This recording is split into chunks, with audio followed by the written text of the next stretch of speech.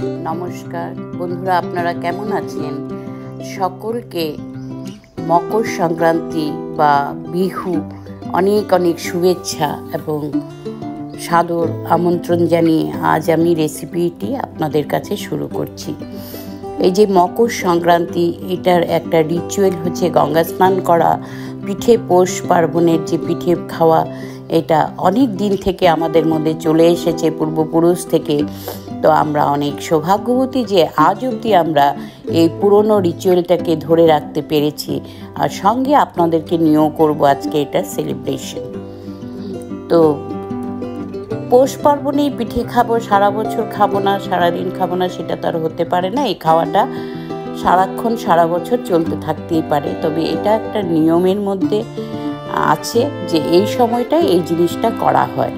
আর কিছু উৎসব মুখর দিন, যেমন গরিব দুঃখী মানুষদের ধ্যান পুণ্য সাধু সন্তদের করানো হয়, গঙ্গা স্নান করা হয় এবং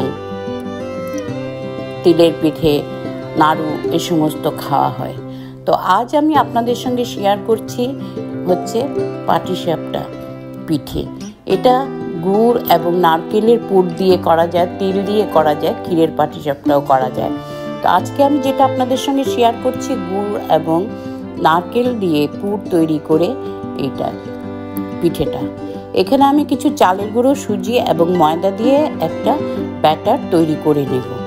এখানে প্রথমে যতটুকু চালের গুঁড়ো দেব, একটা বাটি মেপে নিয়ে নেব, তার হাফ দেব হচ্ছে সুজি, তার হাফ দেব হচ্ছে ময়দা। সেরকম ব্যাটারের কনসিস্টেন্সি একটা বানিয়ে নেব।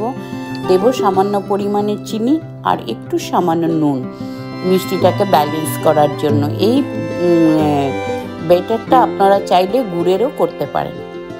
তো যাই হোক, এইভাবে তৈরি করে আমি 10 থেকে 15 মিনিট ঢেকে রেখে দেব। যেহেতু চালের গুঁড়ো এবং সুজি আছে, তারপর আমি ফিরে আসছি। এখানে একটা ফ্রাই প্যান বসিয়ে দেব।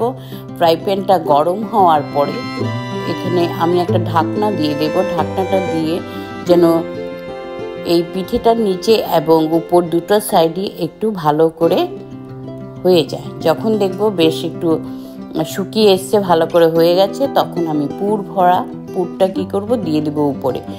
দিয়ে তারপর আবার 2 মিনিটের জন্য রেখে আস্তে আস্তে এটাকে ফোল্ড করে দেব। তো এইভাবে আমি ক্রমান্বয়ে একটা একটা করে সমস্ত পিঠেকে তৈরি করে নেব। আবারও একটু ফ্রাই প্যানটা পরিষ্কার করে নেব, একটু তেল ব্রাশ করে নেব, করে আবার একটা এরকম একটা একটা করে নেব। তো এটা আপনারা চাইলে সন্ধ্যের চায়ের জলখাবার, চায়ের সঙ্গে টিফিন অথবা সকালের জলখাবার বা যে কোনো ছোটো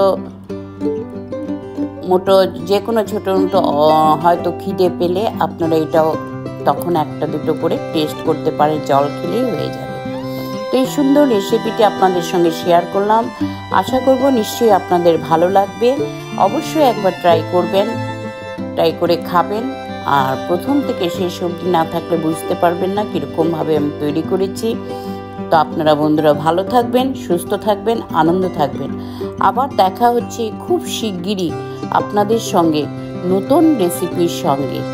ততদিন আপনারা ভালো থাকুন।